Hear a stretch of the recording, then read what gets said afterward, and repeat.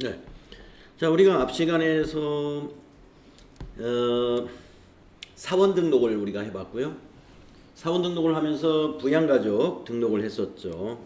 그 다음에 1월부터 12월까지 3일전자 직원들의 급여 자료를 입력을 해봤습니다.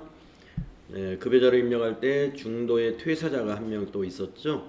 그래서 급여 자료도 입력해봤고 중도 퇴사자 정산도 해봤습니다. 그리고 우리가 매월 원천징수를 하게 되면 우리가 매월 관할 세무서에 제출해야 되는 것이 원천징수 이행상황 신고서. 이거를 언제까지 제출한다고요?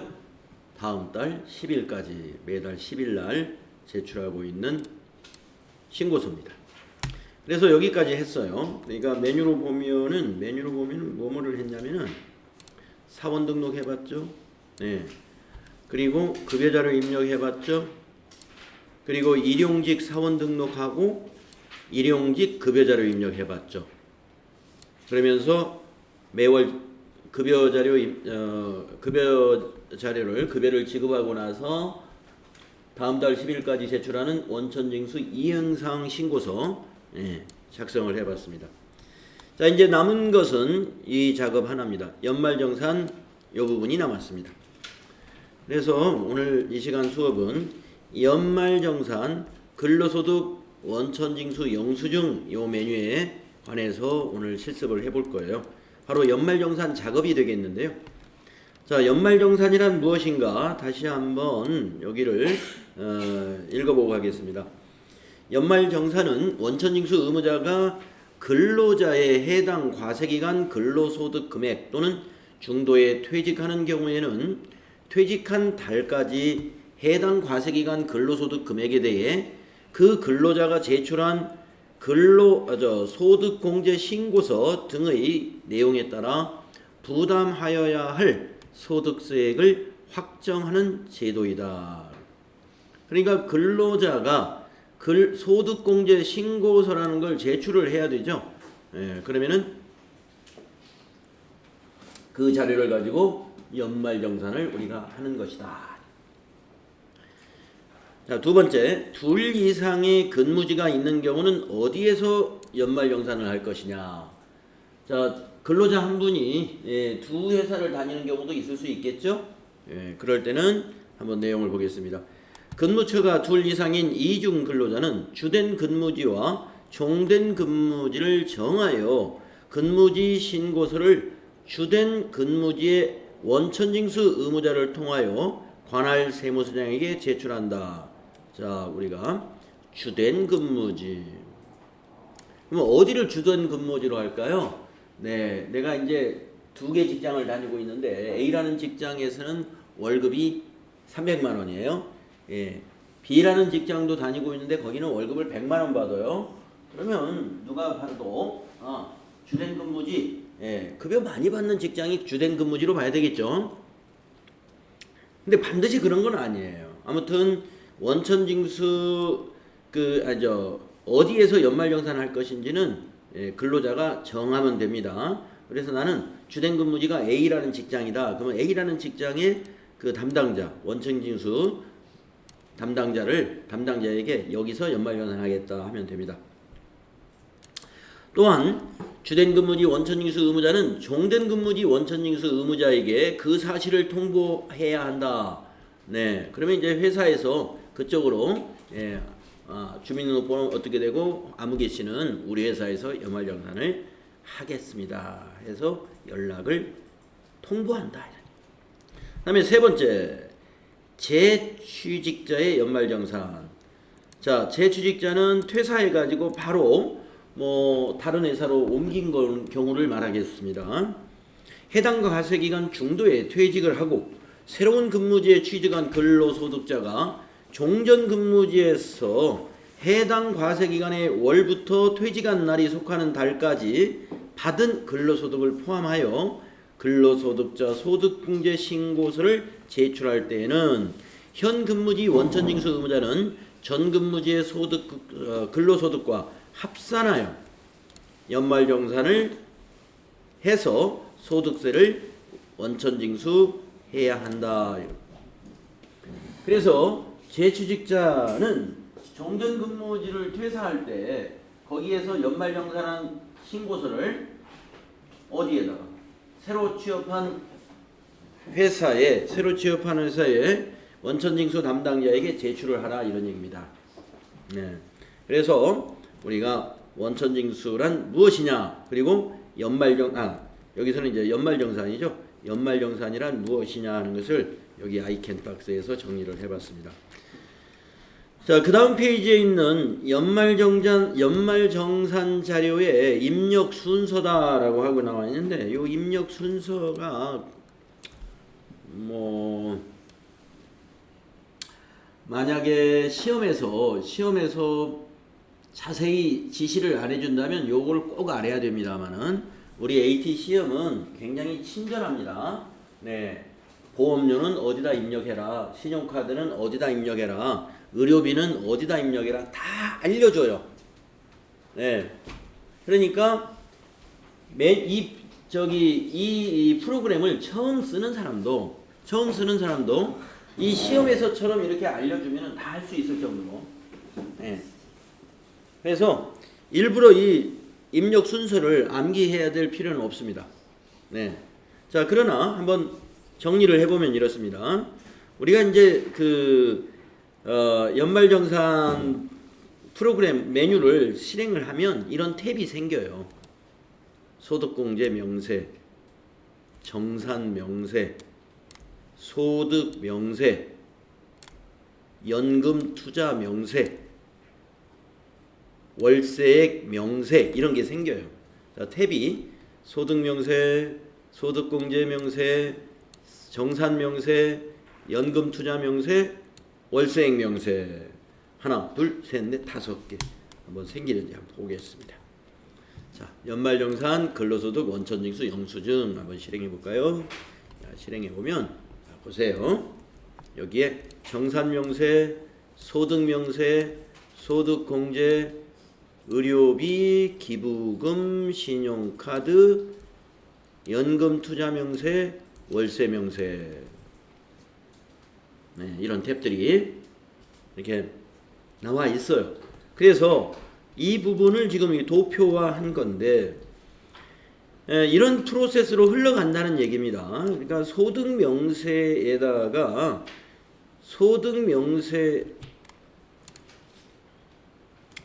여기 소득 명세에 이제 사원을 불러내야 되는데,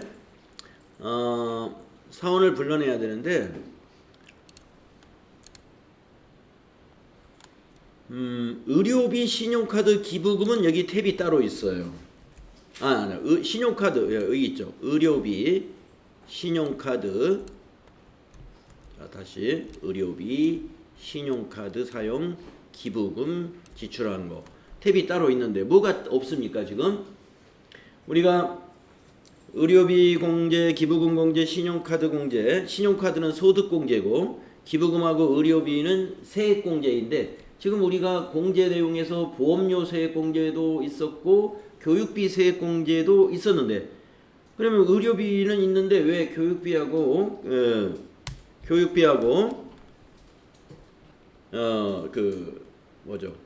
보험료 세액 공제 탭은 없느냐, 이제 그런 거 이제 걱정을 안 하셔도 되는 게 다 알려줍니다.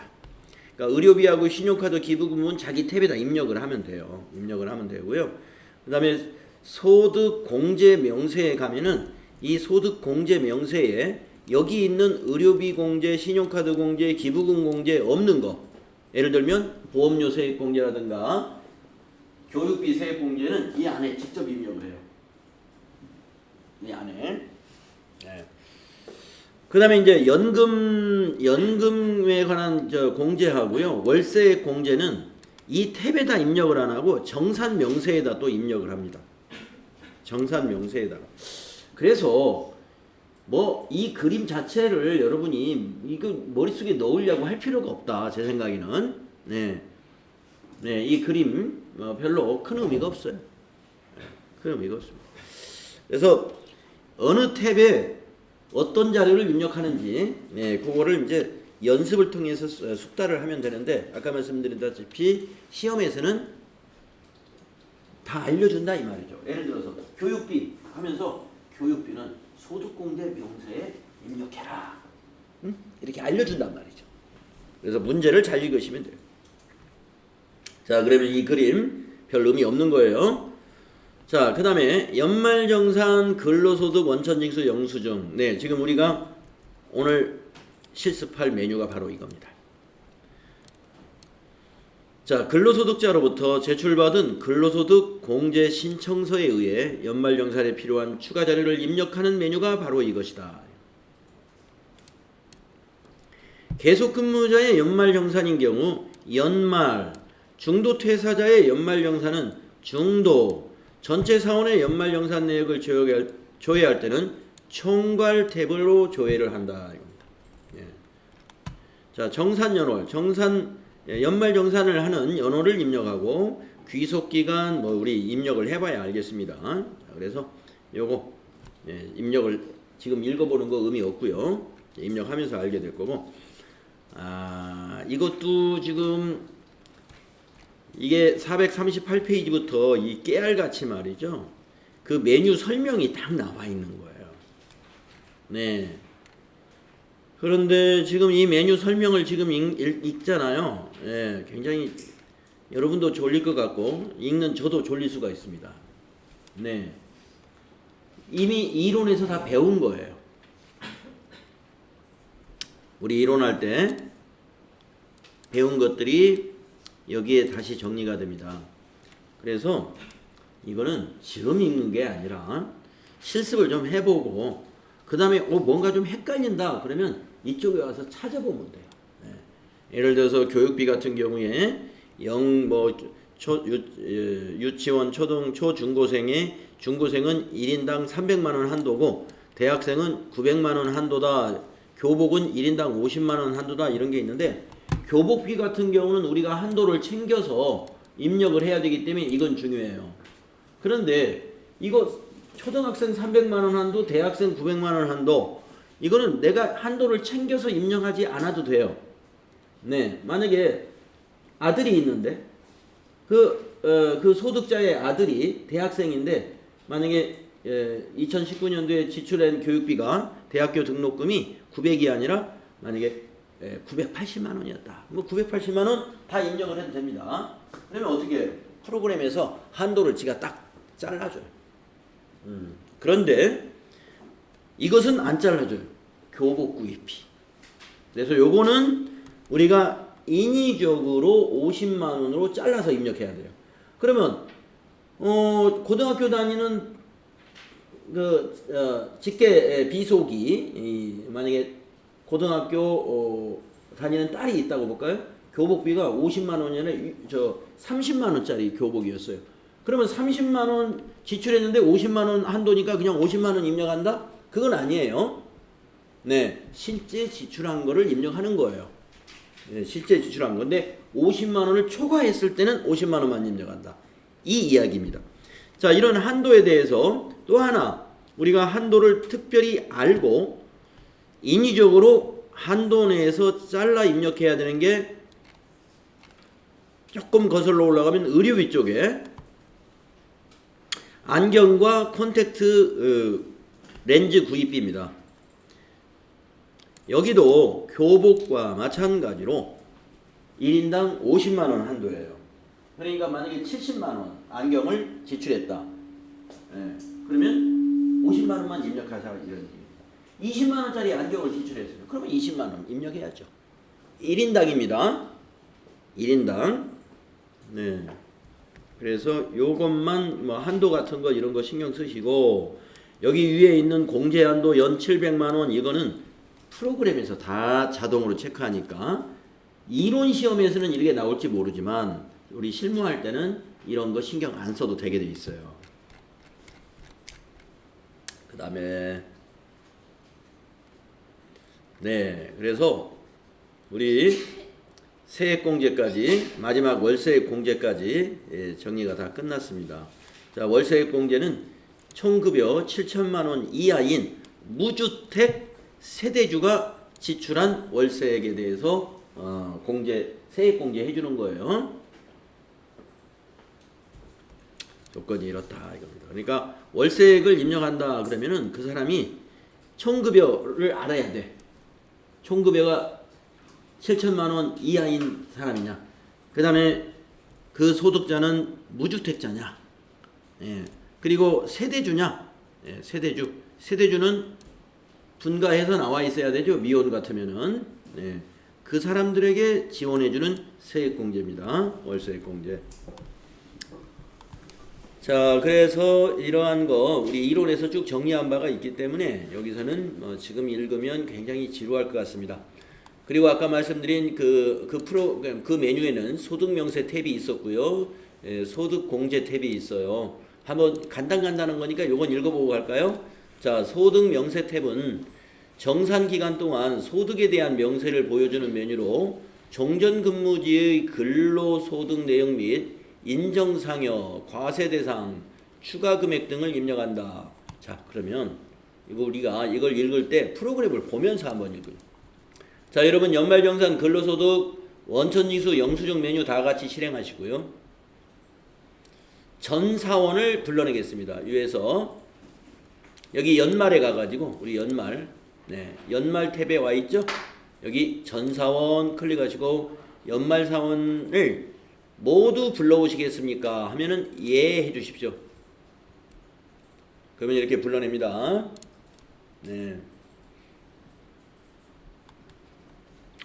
자, 그러면 김현철, 노현주, 이진섭 세 사람이죠. 원래 네 사람이었다가 8월 달에 한 명이 중도 퇴사자가 한 명 있었습니다. 그리고 이진섭 씨는 중도에 입사를 했죠. 그래서 이진섭 씨 자료는 이제 종전근무지 자료를 입력할 거예요. 바로 지금 종전근무지 얘기 나왔잖아요. 어디다 입력하느냐? 소득명세 탭. 지금 우리가 보고 있는 탭이 지금 여기 두 번째 있는 이 탭입니다. 소득명세 탭. 그래서 소득명세에는 1월 달에 얼마, 2월 달에 얼마, 3월에 얼마, 각 월별로 소득이 얼마 있었다라는 걸 보여주는 것이죠. 그래서 이진섭 씨를 제가 지금 선택했는데 이진섭 씨는 1월부터 5월까지는 우리 회사에 없었어요. 6월에 입사한 직원이기 때문에 6월부터 12월까지 근무해가지고 총급여 1260만원, 상여 170만원 이런 식으로 소득이 있었다는 것이죠. 그러면 종전근무 소득은 어디다 입력해야 될까요? 여러분이 이제 나중에 입력할 건데 위에 보시면은 종전근무지라는 단추가 있어요. 종전근무지라는 단추가. 그래서 그 단추를 이용해 가지고 만들어낼 겁니다. 여기 있구나. 종전근무지 입력. 지금 누르지 않아도 돼요. 나중에 자료를 보면서 이거 입력할 겁니다. 자, 그 다음에 3번으로 넘어가 볼까요? 요거 파란색 당구장 표시 안 읽었나요? 과세대상 추가금액. 과세대상 추가금액 괄호 열고 급여성 대가로 급여자료 입력에 포함하여 지급이 안 된 경우 과세대상 추가금액은 소득명세 탭 연말란에 직접 입력한다. 예. 그래서 소득명세 탭에 월급여는 아니지만 과세되는 소득이 있었어요. 그러면 여기에다가 그것도 입력해라 이런 얘기입니다. 여기에 어디다 입력하라고 그랬죠? 여기에 소득명세 탭에 연말란에다 입력해라. 연말란이라고 저 뒤에 이제 12월까지 가면은 뒤에 연말란이 또 하나 있어요. 여기 연말란. 그러면 연말란에 뭐가 있겠느냐 이겁니다. 이제 그 인정상여 같은 것이 있는데 예를 들어서 급여 지급하는 날 지급한 게 아니라 여름에 휴가 갈 때 휴가비를 줬어요. 그러면 급여명세에서는 그게 안 나타나죠. 휴가 갈 때 휴가비를 준단 말이에요. 예를 들어서 30만 원씩 줬다. 휴가비. 그러면 그건 여기 안 나타나. 급여명세세. 그런 거는 저기 연말란에다가 인정사료로 해서 입력해라 이런 얘기입니다. 그래서 휴가비 지급하면 과세되죠. 예. 그 이야기입니다. 소득명세 탭에서 하는 거. 그 다음에 세 번째 소득공제 탭에 대한 설명을 볼까요? 사원등록의 부양가족 명세 및 의료비 명세, 기부금 명세서, 신용카드 신청서의 입력 내용이 자동 반영됩니다.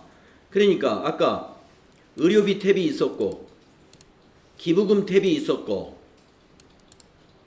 그 다음에 신용카드 탭이 있었죠. 거기에 입력된 것이 어디로 반영돼요? 소득공제 탭으로 모아집니다. 이 말이에요. 그 다음에 파란 글씨 볼까요? 보험료 교육비는 소득공제 탭에다가 바로 입력하는 거예요. 예. 바로 입력하면 최종적으로 정산명세라는 탭으로 반영이 되도록 되어 있다. 이런 얘기입니다. 자, 소득공제 탭 한번 구경해 볼까요? 자, 여기 소득공제 탭을 한번 눌러볼까요? 그러면 보세요. 자, 이진섭 씨를 저는 선택한 상태예요. 여기 이진섭 씨의 부양가족 여기 다 나타나 있습니다. 그래서 여기 보험료 입력하는欄 있고요. 의료비는 전부 초록색으로 되어 있죠. 의료비는 여기다 입력한 게 일로 넘어올 거예요. 그 다음에 의료비 지나서 그 옆에 하얗게 되어 있는欄이 교육비欄 있죠. 여기다 교육비 입력할 거예요.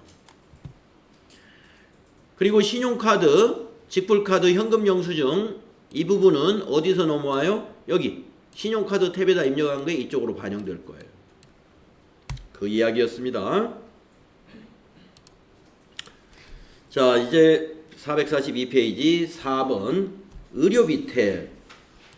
네, 의료비 탭은 우리가 지금 확인했죠. 원천징수 의무자는 공제되는 의료비가 있는 근로자에 대하여 근로소득 지급 명세서를 제출하는 때에 해당 근로자의 의료비 지급 명세서를 함께 제출해야 하는데 이를 작성하는 메뉴이다. 이런 얘기입니다.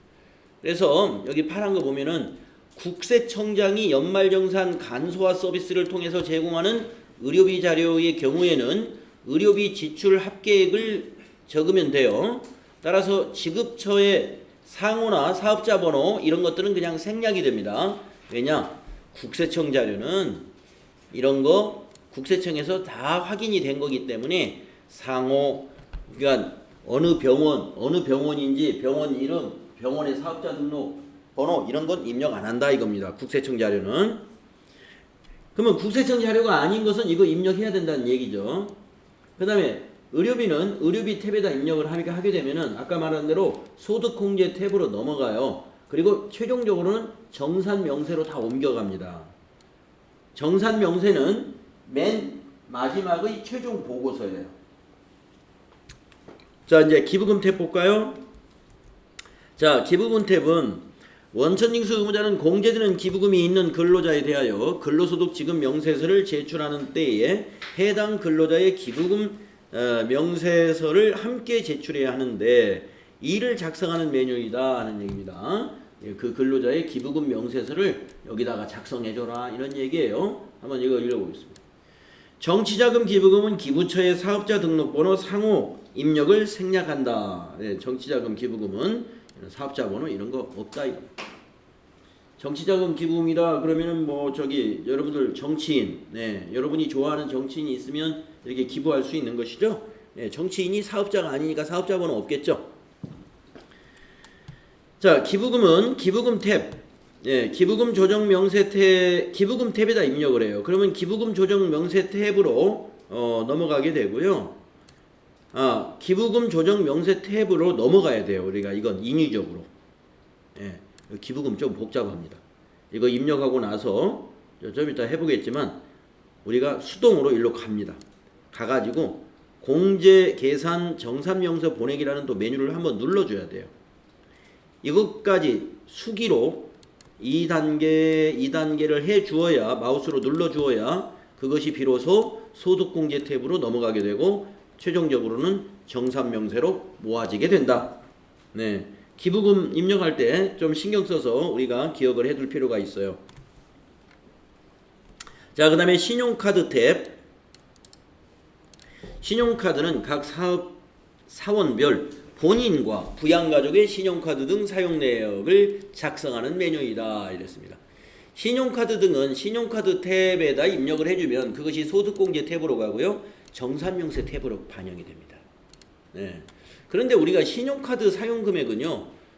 그 누구 거는 안 되는지 아시죠? 신용카드 사용금액은 자녀만 돼요. 자녀. 신용카드 사용금액. 네. 우리 여기서 한번 신용카드 사용금액 한번 복습을 하고 올까요? 네. 신용카드 사용금액이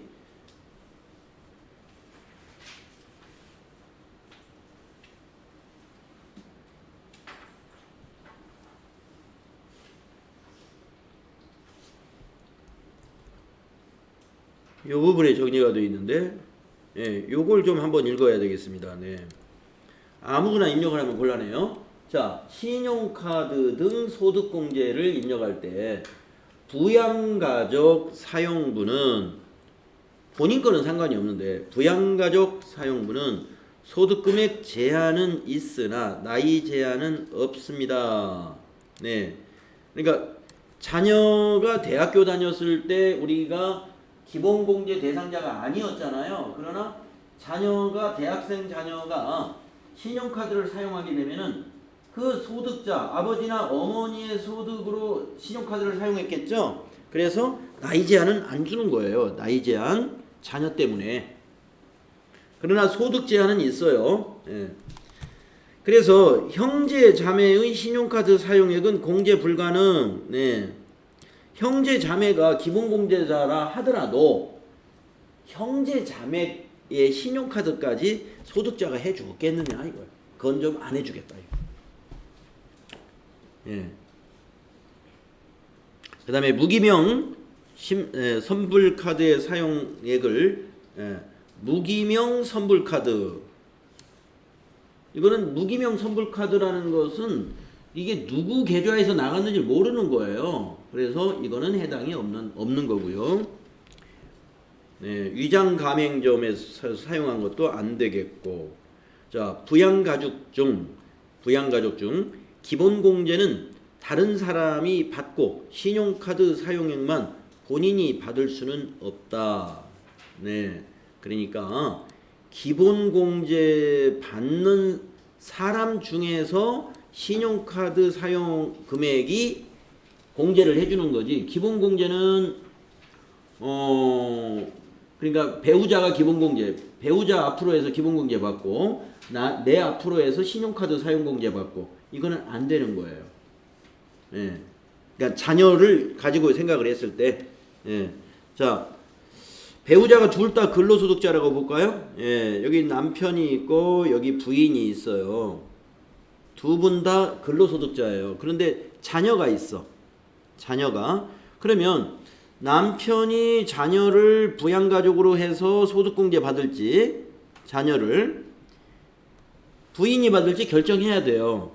그래서 만약에 남편이 소득공제 받기로 했다. 자녀 2명, 대학생 2명. 그러면 신용카드 공제도 남편 쪽으로만 받을 수 있는 것이지, 예, 여기 부인 앞으로 신용카드 사용 공제를 받을 수는 없다. 이런 이 뜻입니다.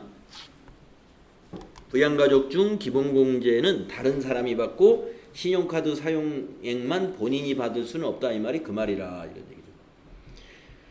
그 다음에 신용카드 사용 금액이 생활비로 써야지 사업 관련 경비로 쓰는 것은 공제 여기다 입력하면 안 돼요. 예. 그러니까 우리 회사의 경비로 내 개인 신용카드를 썼어요. 그거를 내가 나의 근로소득 공제를 받기 위한 신용카드 사용금액으로 넣어서는 안 됩니다. 이런 얘기예요. 우리 집 생활비에 들어간 것을 공제받는 것이지 내가 다니는 회사에 어떤 비용을 지출하기 위해서 내 신용카드로 결제를 했다. 그거는 입력하면 안 된다. 이런 말씀이죠. 네, 그래서 여기서 중요했던 것은 형제자매 안 된다는 거. 신용카드 그거 좀 알아두시면 되겠습니다. 예, 그리고 자녀하고 나이 제한 없으니까 자녀하고 그 직계 존속은 돼요. 그런데 교육비는 또 직계 존속이 안 돼요. 그런 특이사항도 우리 이론에서 했었는데, 네. 자, 교육비는 또 직계존속이 안 됩니다. 신용카드는 형제자매가 안 되고. 자, 교육비에서 한번 그거 체크해 보고 갈까요? 자, 교육비 세액공제가 어디 있죠? 네, 여기 있습니다. 440페이지에. 어디에 나오느냐? 대학원은 본인만 가능하고요. 여기 나오죠? 직계존속의 교육비는 대학원이든 대학교든 고등학교든 중학교든 공제 대상이 안 된다 이겁니다. 네. 자, 이런 거 정리를 좀 하고 갔습니다. 자, 그러면은 이제 최종적으로 연금 저축 탭, 예, 연금 저축 탭은 우리가 입력하지 않아요. 여기 한번 읽어보면 왜 입력하지 않느냐 하면은 연금이나 주택마련 저축이 있는 경우 정산 탭에다가 입력을 해요. 정산 명세 탭에다가. 그러니까 최종적으로 집계되는 탭에다가. 그러면 여기에 입력된 것이 거꾸로 이쪽으로 가요. 왜 이렇게 설계했는지 모르겠어요. 하여튼 프로그램이 그렇게 되어 있습니다. 다른 거는 탭에 입력했을 때 정산 명세가 최종 모아지는 곳인데 연금 저축은 정산 명세에다 직접 입력한다 이겁니다. 이때 연금은 개인 연금 저축, 예, 개인 연금 저축과 연금 저축에 입력한 내용이 자동 반영된다. 예, 그러니까 여기 정산 명세에 가면은 개인 연금 저축 또 연금 저축이라는 항목이 있어요. 거기다 입력을 하면 요 탭으로 옮겨갑니다. 다음에 월세 공제액 탭도 마찬가지입니다. 여기다 입력하는 건 없습니다. 위에 있는 연금 저축과 마찬가지로 월세액이 있는 경우에 정산 명세 탭에다 입력을 해요. 그러면 그것이 월세액에 반영이 됩니다. 네. 근데 이런 걸 외우지 않아도 된다 그랬죠? 시험에서 만약에 월세액은 어디다 입력한다 하고 미리 다 알려주더라 하는 얘기입니다.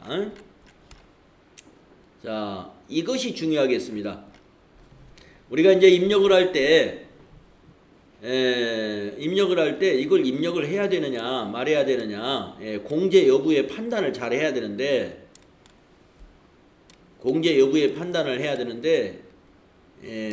이거는 외울 수 있으면 외워야 돼요. 이 판단을 할 줄 모르면 여러분의 입력을 하지 말아야 될 걸 입력을 하거나 입력해야 되는데 빼먹거나 그럴 수가 있겠습니다. 네, 요거 아주 중요한 표예요. 자, 무슨 얘기냐? 이 동그라미 여부가 이겁니다. 자, 첫째 보험료를 한번 따져보면요. 보험료는 나이도 요건이 맞아야 되고 소득도 요건이 맞아야 되고 근로기간에 지출한 보험료만 입력하세요 이 말이에요. 그러니까 보험료는 요 세 가지가 다 동그라미죠. 가장 까다롭다는 거예요. 보험료는. 자, 보험료도 저축성 보험료는 안 되고 여기 보험료는 여기다 그렇게 써놓으세요. 보장성 보험만 됩니다. 보장성 보험. 그리고 보장성 보험 중에서도 그 피보험자가, 그러니까 보험료는 누가 내줘야 돼요? 보험료는 소득자가 내줘야 돼. 그러면 계약자가 누구로 돼 있어야 돼? 소득자가 돼 있어야 돼. 소득자. 계약자가 돈을 내잖아요. 피보험자는 누구예요? 나이 요건 맞는 사람, 소득 요건 맞는 사람, 부양가족만 해당이 된다 이겁니다. 그리고 그 보험료는 언제 지출했어야 돼요? 2019년 1월 1일부터 12월 31일 사이에 지출한 보험료만 입력하는 거다. 자, 그러면 기부금을 볼까요? 기부금은 X가 두 군데 있죠. 이거는 안 따지겠다는 겁니다. 자, 나이는 안 따집니다. 네, 그러니까 25살 먹은 대학생도 자녀면은 해줍니다. 이 말이에요. 기부금. 나이는 안 따집니다. 그 다음에 근로기간에 지출한 비용만 따지지 않겠습니다. 이게 무슨 말이냐? 이 기부금은요, 한도가 있거든요. 한도. 그러면 기부를 굉장히 많이 하는 사람에게 뭐 한도 때문에 아이고 뭐 기부를 그렇게 많이 할 필요가 없겠구나. 네, 이렇게 기부 문화의 어떤 활성화에 그걸 저해하는 요인이 될 수가 있어요. 그래서 국세청에서 어떻게 했느냐? 이번에 그러니까 작년에 한도를 넘은 기부금은 내년으로 이연시켜 가지고 해줍니다. 네, 그래서 근로기간에 지출한 비용만이 아니라 전기에 미공제된 거 이때도 입력할 수 있어요. 정치자금은 본인의 지출분만 공제 가능하다. 그러니까 기부금 중에서 정치자금은 특별히 본인 것만 돼요. 나머지는 정치자금 아닌 것은 나이 요건 맞으면 나이 요건은 안 따지니까 소득 요건만 맞으면 다 공제 대상이 됩니다. 자, 교육비도 기부금하고 비슷합니다. 나이는 안 따진다고 그랬죠? 나이는 안 따져요. 소득 요건과 교육비는 단기에 지출한 것만 해당이 되고요. 아까 말씀드린 대로 특별한 것이 직계 전속 교육비는 공제가 불가능하다. 자, 신용카드도 교육비하고 같습니다. 나이는 안 따져요. 신용카드 할 때 나이는 볼 필요 없어요. 소득 요건만 맞으면 됩니다.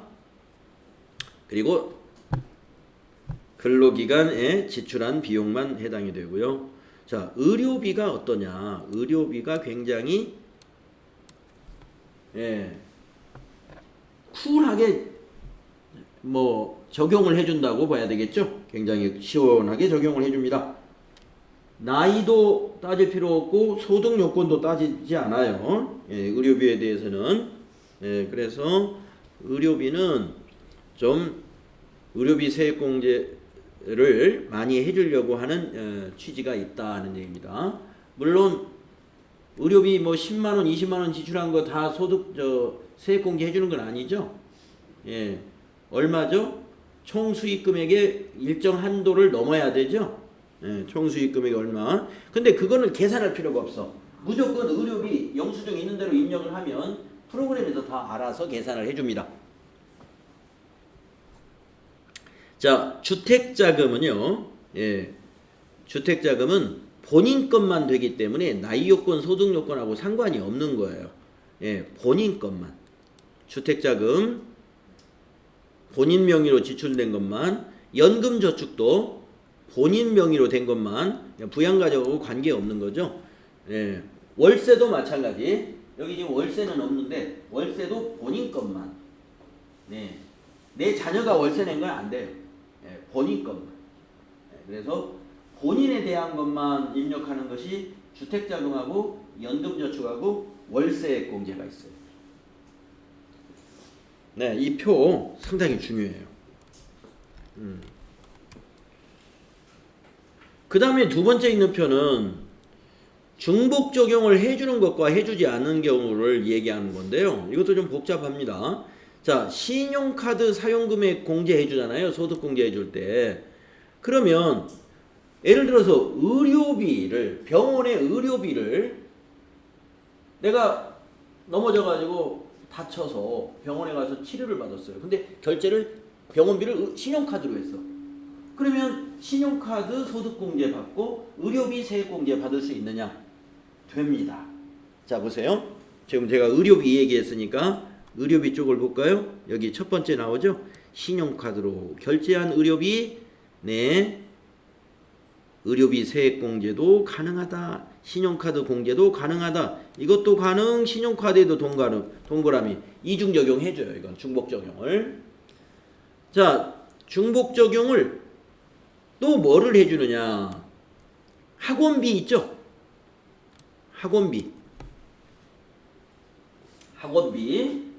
학원비도 중복 적용을 해줘요. 학원비도.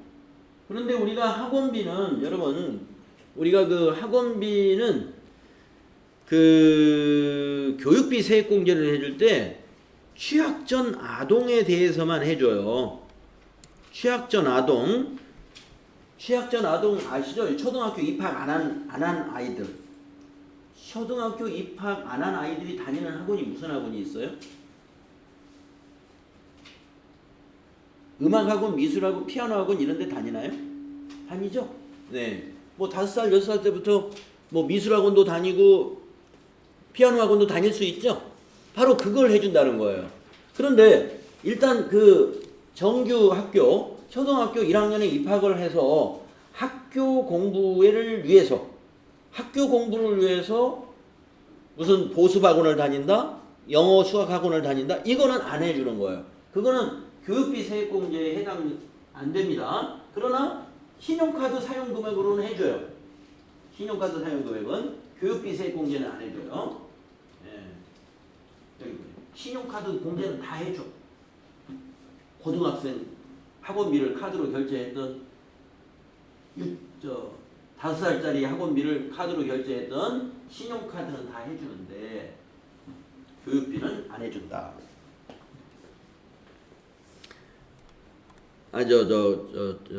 초중고생들의 학원비는 교육비는 안 해준다 이 말입니다. 유치원생은 다 된다는 거죠. 학교 들어가기 전 학생들은 학원비도 되고 신용카드도 된다. 그 다음에 교육구입비 이것도 다 이중으로 해줍니다. 교복구입비. 교복을 신용카드로 샀어요. 그러면 신용카드 공제도 해주고 교육비 세액공제도 해줍니다. 두 개 다 해줘요. 나머지는 안 해요. 뭐가 안 해주나요? 보험료. 보험료는 굳이 신용카드로 결제를 안 해도 보험회사에서 보험료 받은 거를 속이지를 않습니다. 그렇기 때문에 여기는 혜택을 안 주는 거예요. 그래서 보험료를 납부한 것은 신용카드 공제를 안 해줘요. 그러나 보험료 세액공제는 받을 수 있죠. 예. 그 다음에 맨 밑에 뭐가 있습니까? 기부금. 기부금을 신용카드로 결제를 했어요. 그러면 기부금 세액공제는 가능하지만 기부금은 신용카드 사용공제는 안 해준다. 그래서 신용카드 사용공제 안 해주는 것과 이중으로 적용해주는 거 해주지 않는 거 이런 거 좀 구분이 되어야 되겠습니다. 자, 그 다음에 3번에 있는 것은 이거는 어떤 내용을 무슨 탭에 입력한다 하는 것인데요. 이거는 이 프로세스를 알 필요가 없더라. 만약에 시험에서 알아서 입력하라고 하면 이것도 공부를 좀 해줘야 됩니다. 그런데 시험은 굉장히 친절하게 나오고 있어요. 다 어느 탭에 입력하라는 걸 말해주고 있기 때문에 작성 방법에 대해서는 이것까지 공부하라고는 할 필요가 없겠습니다. 자, 여기서 중요한 표는 1번. 이거 아주 중요한 표예요. 1번. 예, 그리고 2번도 잘 눈에 좀 넣어놓으시기 바랍니다. 자, 한 사람만 하고 쉬었다 하겠습니다. 다음 제시된 국세청 제공 자료에 증빙 자료를 보고 소득명세, 소득공제, 의료비 기부금, 신용카드, 연금저축, 월세액 및 정산명세 작성을 수행하시오. 자, 김현철 씨 것만 하고 여기 쉬었다 하겠습니다. 자, 김현철의 연말정산 자료. 자료 1번 볼까요? 김현철 씨가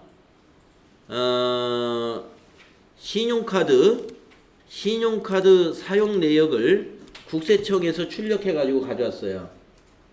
국세청에서 출력해가지고 자 보니까 1600만 일반이 1600만원, 전통시장에서 200만원 사용했고 대중교통으로 100만원을 사용했어요. 1년간 많이 썼네요. 1900만원 썼네요. 1900만원. 자, 그 내역이 지금 이겁니다. 예, 그 내역이 이거예요. 그래서 우리는 자, 이거 전통시장이냐 대중교통이냐 일반이냐 이런 구분이고요. 여기에서 다른 거 확인할 길이 없죠. 자, 그래서 이거는 신용카드 사용 금액으로 전부 공제받을 수 있는지만 판단하면 돼요. 네. 근데 여기 지금 이 내역으로 봐서는 보험료를 납부했는지 학원비를 납부했는지 여기서는 알 수 없어요. 여기 내역이 없으니까 내역이 없으니까 전부 공제 가능, 사용 가능금으로 봐야 되겠네요. 사용 가능 금액으로. 자, 그러면 입력하겠습니다. 자, 김현철 씨의 신용카드 사용 금액을 신용카드 탭에다 입력하겠습니다. 자, 맨 위에 김현철 선택하시고 신용카드 탭을 눌러볼까요? 자, 김현철 씨의 신용카드와 현금 영수증, 직불 선불 카드, 그 옆에 도서 공연, 전통시장, 대중교통 이용 이렇게 나눠져 있는 거 보이시죠? 맨 첫 줄이 국세청 자료줄입니다. 국세청 자료라는 것은 지금 거기 우리가 보고 있는 국세청의 홈택스에서 연말정산 간소화 자료를 출력하면 이런 식으로 출력이 되는 거예요. 밑에 국세청 그 마크 붙어 있잖아요. 출력 자료가. 그래서 이게 국세청 자료라는 거예요. 국세청 자료는 반드시 요 국세청 자료 줄에다가 입력을 해야 됩니다. 자, 그러면 일반에다 1600. 예. 일반에다가 1600을 입력해 볼까요? 일반 여기인가요? 예, 6번 1600만 원. 그 다음에 전통시장에다 200만 원 입력해 볼까요? 여기죠? 10번 200만 원. 그 다음에 대중교통이 있었죠? 대중교통에 100만 원 입력해 볼까요? 그러면 어디가 1900이 돼야 돼요? 여기 합계가 1900 나와 있어야 됩니다. 네. 1900 나와 있어야 되죠? 네. 자, 그러면 그 증빙 자료 1에 대한 거 입력 잘 됐어요. 그러면 이것이 어디로 반영된다고 그랬죠? 한번 반영되는 거 보겠습니다. 자, 우리 1900만 원 신용카드 입력했습니다. 그럼 정산명세로 가보세요. 정산명세 이 소득공제를 거쳐서 이 소득공제에 신용카드난으로 들어왔죠. 여기 신용카드난으로 여기 들어왔죠.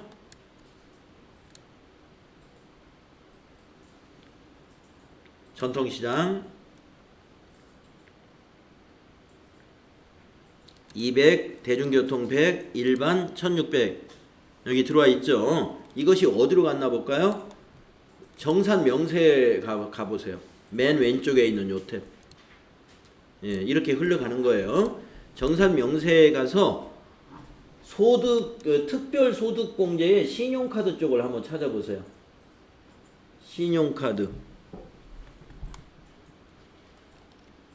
여기 있죠? 그 밖의 소득공제네. 그 밖의 소득공제의 신용카드에 여기 1900만원 들어간 거 보이시죠? 그 중에서 소득공제 얼마 받아요? 110만원 받는 거예요. 110만원을 어떻게 받느냐? 요 화살표 한번 눌러볼까요? 화살표 클릭해 보시면 110만원을 산출하는 근거가 여기 나와 있어요. 여기 우리가 교재에서 공부했던 이렇게 계산을 해서 이렇게 계산을 해서 사용 금액에 우리가 이 최저 사용 금액이라는 것은 총 급여액의 25%보다는 커야 된다 이 말이에요. 총 급여액이 25%.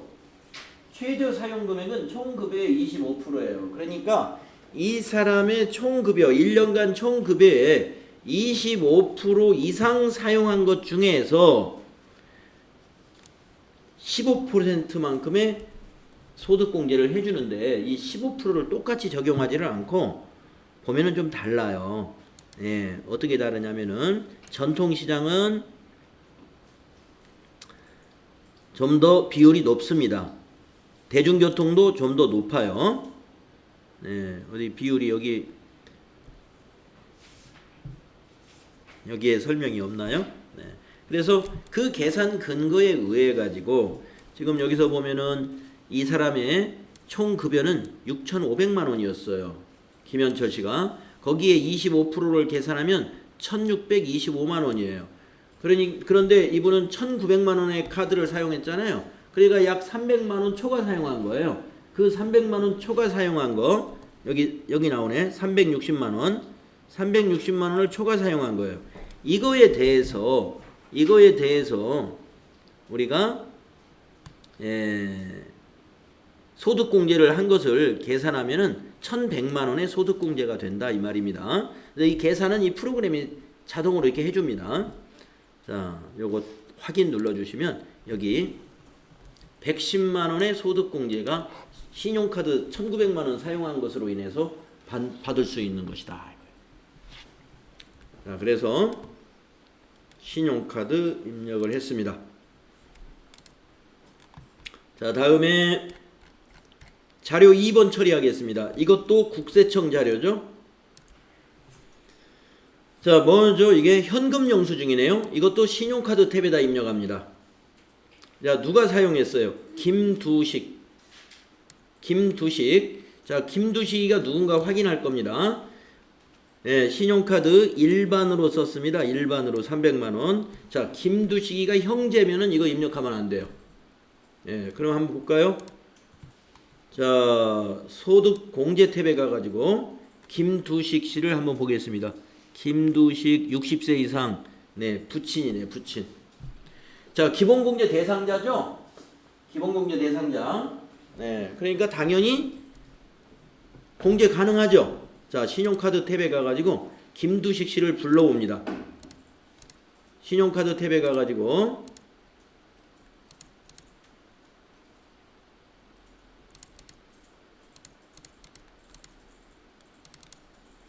여기서 여기 관계에서 더블 클릭을 해주세요. 관계에서 더블 클릭. 관계에서 더블 클릭하면 김두식이라는 그 사람 이름, 성명 선택하시고 확인 누릅니다. 그러면 밑에 김두식 한 명이 추가가 돼요. 자, 거기에 국세청 자료에 일반에다가 입력하세요. 국세청 줄에다가 일반에다가 얼마였죠? 현금 영수증. 여기 현금 영수증에다 입력해야지. 자, 현금 영수증란에다가 국세청 줄에 300만 원 입력합니다. 자, 이것도 어디로 반영됐을까요? 네, 이쪽 소득 공제 반영됐고 정산 명세까지 반영됐습니다. 자, 정산 명세 가보면은 조금 전에 신용카드가 110만 원이었는데 지금 225만 원으로 202만 5천 원으로 바뀌어 있죠? 지금 부친이 사용한 거 추가로 현금 영수증 300만 원 입력했기 때문에 소득공제 금액이 이만큼 늘어난 겁니다.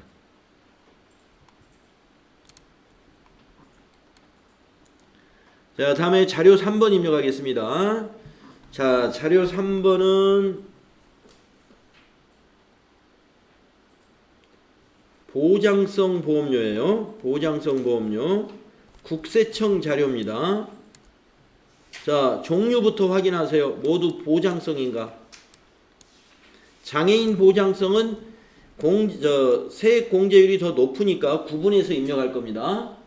자, 계약자는 김현철. 지금 우리 김현철 씨 연말정산하는 거예요. 계약자가 김현철이고, 그 다음에 피보험자를 봐야죠.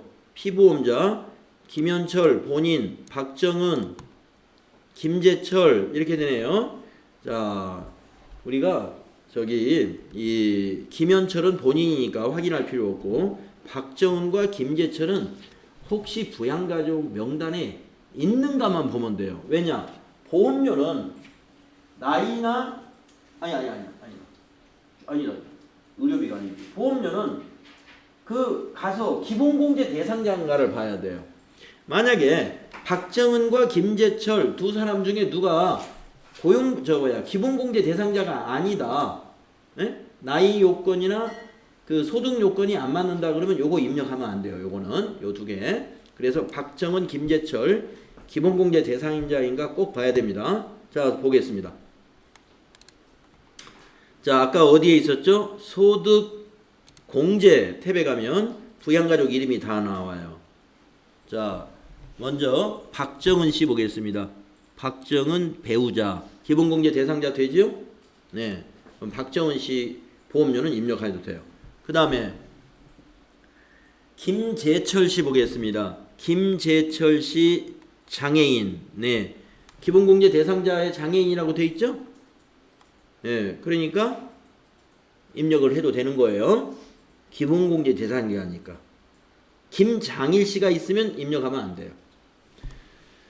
자, 그러면 입력하겠습니다. 판단이 됐어요. 자, 그럼 보험료는 어디다 입력한다고요? 여기 소득공제 탭에 바로 입력해요. 소득공제 탭에 보험료가 바로 옆에 있죠? 사람 이름 옆에.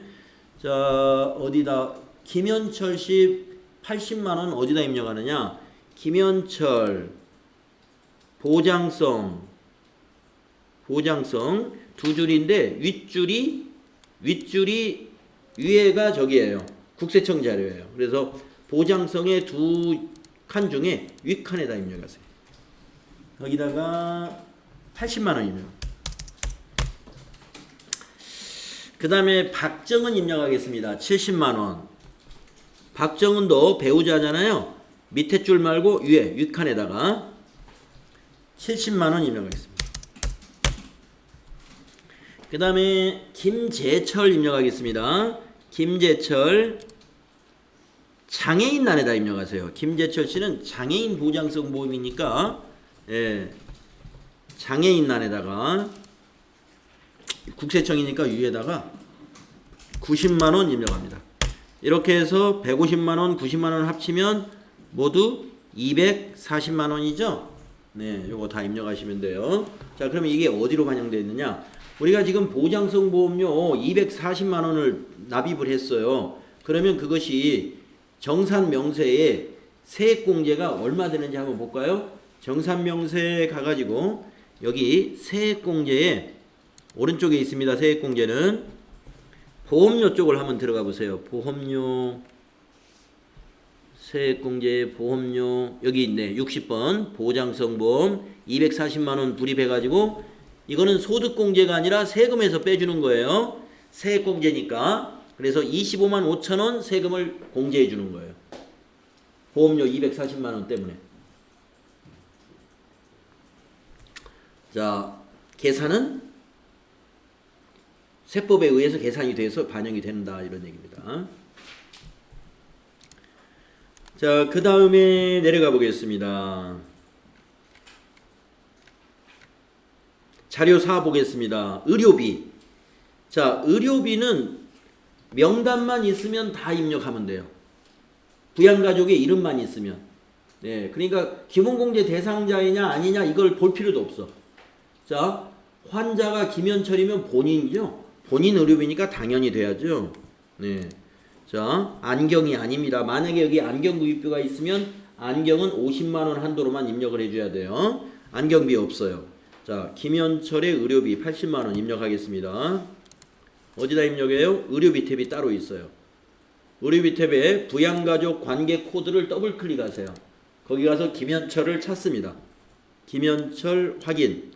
그래놓고 의료비를 이게 지금 국세청 자료이죠? 그러면 여러분 국세청 자료는 이거 입력할 필요 없어요. 상호, 사업자번호, 생략 지나가세요.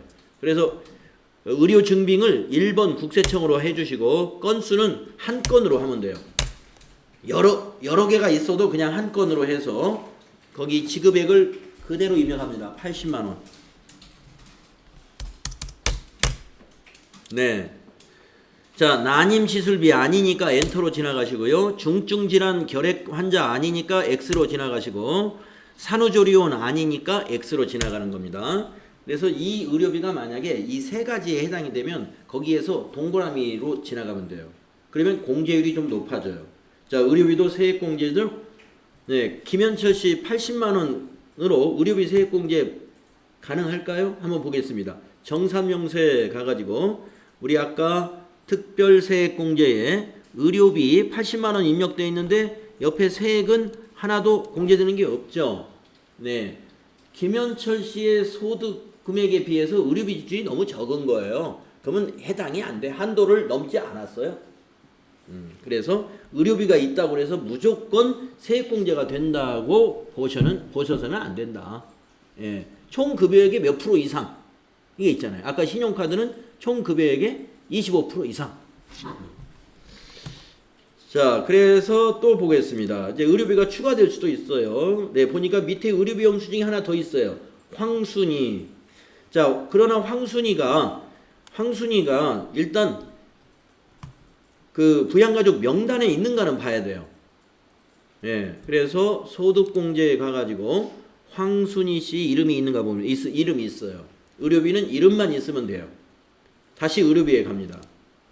가가지고 여기 부양가족 관계코드 본인 밑에서 더블 클릭해가지고 다시 두 번째 사람 황순희를 찾습니다. 찾고 확인. 자, 여기도 국세청 자료죠. 황순희 거도. 네, 그렇습니다. 그러니까 이분은 어머니인가 그럴 거예요. 그런데 이분은 말이죠. 400만 원을 다 넣으면 안 되겠습니다. 자, 거기에 보면 330만 원은 일반 의료비인데요. 70만 원이 그 콘택트 안경인가 그래요. 그런데 이 70만 원은 얼마로 줄이느냐? 50으로 줄여야 돼요. 그런데 국세청 자료로 입력을 하는데, 자, 엔터 치는데 여기 지금 안경비 따로 입력하는 난이 없다는 거죠. 그러니까 국세청 한 건으로 한 다음에 여기다가 총액으로 입력을 하는 거예요. 얼마를 하느냐? 20만 원을 빼. 예. 20만 원을 빼면 380을 입력해요. 380입니다. 그리고 XXX로 엔터로 지나갑니다. 자, 이제 의료비가 460만 원이 됐죠? 그러면 다시 한번 정산명세 탭에 가보겠습니다. 정산명세 가가지고 다시 의료비 61번 보니까 이제 39만 7,500원의 세액공제가 나타났죠? 네, 이와 같이 의료비 지출액이 일정 한도 이상이 되니까 이제 세액공제 금액이 생기는 거예요. 네. 그래서 지금 이 사람은 총 급여가 6,500인 사람입니다. 예. 6,500만 원이 되는 사람은 1년에 의료비 100만 원 같은 건 지출해 가지고는 세액공제 받을 게 하나도 없는 거예요. 예. 이렇게 한 3, 400씩 지출해야 이게 한 3, 40만 원 세액공제가 되더라. 자, 의료비 황순희 씨 거 잘 입력했고요. 그 다음에 또 내려와 볼까요? 자료 6번 보겠습니다. 교육비 있어요. 누구의 교육비인가를 잘 봐야 됩니다. 김장일입니다. 자, 김장일이의 대학원입니다. 대학원. 자, 일단 지금 우리는 김현철 씨 연말정산을 하는 거죠. 그렇죠? 대학원 교육비는 누구만 돼요? 본인 것만 돼요. 본인 것만. 그러니까 김장일 씨가 지금 95년생인 거 보니까 아마 자녀인가 봐요. 자녀. 자녀는 대학교까지만 해줘요. 대학원 교육비는 안 돼요. 교육비 세액공제에서. 그러니까 이거는 입력을 안 해야 돼요. 예. 이 증빙은 입력하면 안 돼요. 김장일이가 자녀니까. 자녀의 이게 대학원이니까. 그래서 이거는 입력하지 않는다. 입력하지 않는다. 자료가 되게 많네요. 예. 그 다음에 7번째 자료. 이게 마지막인가요? 예. 하나 더 있네. 자, 7번째 자료 보겠습니다. 뭡니까? 교육비. 김차일. 김차일이가 혹시 몇 년생? 99년생? 그러면 아들이겠네요. 만약에 부모님이면 안 돼요. 예, 김차일 대학교 되죠. 대학교는 대학교 850만 원. 네. 근데 김차일이가 혹시 소득이 있는 사람이면 안 돼요. 김차일이가 대학교 다니면서 과외 아르바이트를 해가지고 과외 소득을 하고 있어. 한 달에 100만 원씩 벌어요. 그럼 1년이면 1200만 원 벌죠? 그러면 자기 아버지한테 이거 교육비 세액공제 받으면 안 됩니다. 왜냐? 자기 번 돈으로 교육비 내야죠. 예. 자, 그래서 소득자인가 아닌가를 확인해야 돼요. 자, 어디서 확인할 수 있어요? 여기 가면 알 수 있죠? 소득공제에 가가지고 김차일이가 뭘로 돼 있어야 돼요? 20세 이하로 돼 있어야지. 기본공제 대상자라면. 물론 나이는 안 본다고 그랬어요. 나이는 안 보지만 만약에 김차일이가 소득이 있으면 여기 부로 돼 있겠죠. 부. 그렇죠? 예. 아까 김장일은 나이 때문에 아마 부였을 거예요. 근데 김장일이는 왜 교육비를 안 넣냐면은 대학원 교육비니까 안 넣었던 거예요.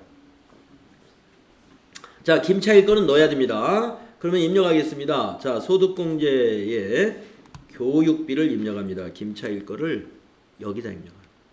자, 김차일이 두 줄이죠. 교육비. 일반 교육비 윗줄 아랫줄, 위는 국세청 자료, 아래는 국세청 자료가 아닌 거. 자, 우리는 국세청 자료예요. 자, 김차일 850만 원 대학교 교육비 입력합니다. 여기다가 850만 원. 네. 장애인 특수교육비는 없죠. 자, 그러면 교육비 하나 넣었는데 이게 교육비 세액공제가 얼마 나올까 한번 볼까요? 정산명세 가가지고 62번에 850만 원 교육비는 세금 127만 5천 원. 예, 많이 받네요. 많이 받아. 예.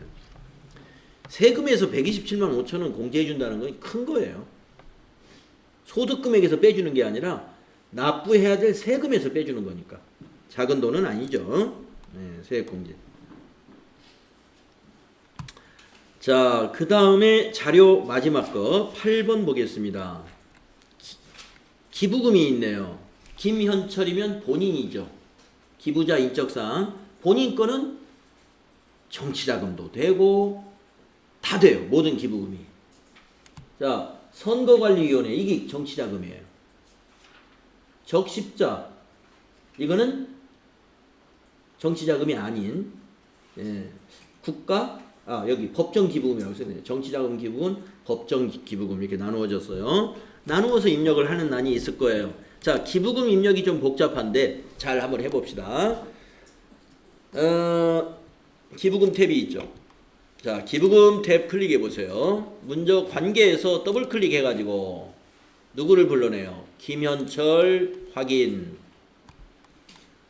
김현철 확인하시고 먼저 정치자금은 사업자번호 상호 필요 없습니다. 지나가시고 여기 코드에서 밑에 보시면 법정 정치 법정은 10번 정치는 20번이죠. 20번부터 입력하겠습니다. 20 그럼 유형이 정치라고 뜨네요. 건수는 한 건. 기부 대상 금액이 기부한 금액을 말하는 거예요. 자, 정치자금 얼마 기부했어요? 선거관리위원회에 30만 원 여기다 입력합니다. 자, 국세청 엔터 지나가세요. 금전이냐 현물이냐? 예, 이거는 금전이라고 해야 돼요. 돈이니까. 현물이라는 건 물건으로 기부했다는 뜻이에요. 여기 금전이죠. 자, 엔터로 지나가시고 두 번째 줄 또 더블 클릭 본인 김현철을 또 엽니다. 자, 거기에 대한적십자사의 사업자 번호 있죠? 이건 입력해야 돼요. 203-82 00639 상호 대한적십자사.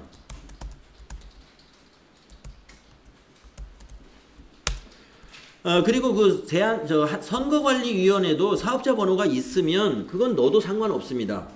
예, 정치자금이라고 해도 원칙적으로 정치자금은 사업자 번호나 상호를 입력하지 않아도 상관이 없는데 지금은 여기는 지금 개인 국회의원 아무개가 아니라 선거관리위원회로 돼 있네요. 그러면 거기 넣어도 돼요. 예. 자, 여기서 코드는 법정기부금이니까 밑에 메시지에 보면 법정이 10번이죠. 10번 입력하시고요. 건수는 한 건으로 하시고 금액은 20만 원입니다. 200 플러스 엔터. 네. 이렇게 해서 합계가 50만 원이 됐죠. 네. 근데 여기서 맞추면 안 돼요. 다른 거는 그 줄에 입력하는 걸로 끝나는데 기부금은 복잡하다고 그랬죠. 그래서 입력하시고 나서 그 옆에 바로 지금 우리가 여기다 입력한 거예요. 해당 연도 기부 명세 이쪽으로 넘어가세요. 기부금 조정 명세로 넘어가세요. 예, 기부금 조정 명세로. 제가 기부금은 해당 연도에 지급출한 것만 공제해 주는 것이 아니라 해당 연도 기부금은 여기다 입력하지만 전년도 거는 또 같이 해준다고 그랬죠.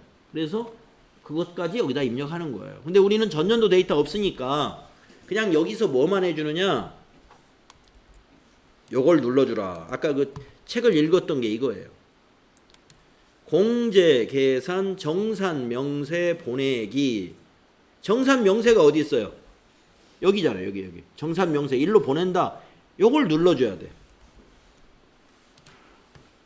그러면 계산이 일단 됩니다. 정산, 명세 이렇게 해서 보내겠다. 네. 이게 지금 내역이에요. 내역. 예, 그래서 확인을 밑에서 공제금액 정산명세 반영이라는 단추를 눌러야 되겠군요. 요거 한번 눌러주세요. 맨 밑에 공제금액 정산명세 반영 클릭하시고 이해해 주시면 되겠습니다. 자, 이제 반영이 됐고요. 어디로 가볼까요? 정산명세에 가서 우리가 기부금 50만원, 정치자금 20만원에 대한적십자사 30만원 했는데 세액공제 얼마 받는지 한번 볼까요? 네, 여기 세액공제의 특별세액공제 쪽에 정치 10만원에서 10만원 낸 것 때문에 세금 99,900원을 공제받아요. 그러니까 정치자금은 10만원까지는 거의 다 세액공제로 빼주는 셈이에요. 10만원 초과 된 거에서는 3만원 해줘요. 3만원. 10만원까지는 대부분 해주는데 10만원 초과한 것은 푹 떨어지죠. 3만원 세액공제. 그 다음에 대한적십자사 30만원 한 거 있죠. 거기에서 3만원. 예, 그래서 법정기부금은 10% 세액공제 받는구나. 예, 법정기부금 10% 세액공제 받는다. 자, 이렇게 해서 지금 김현철 씨의 연말정산 소득공제 자료를 다 입력을 했어요. 네. 그러면 쉬었다가 다음 시간에 김현철 씨의 요 정산 내역을 한번 우리가 살펴보도록 하겠어요. 그리고 우리 책의 수행 결과하고 일치하는지도 한번 대조해 보겠습니다. 자, 일단 쉬겠습니다.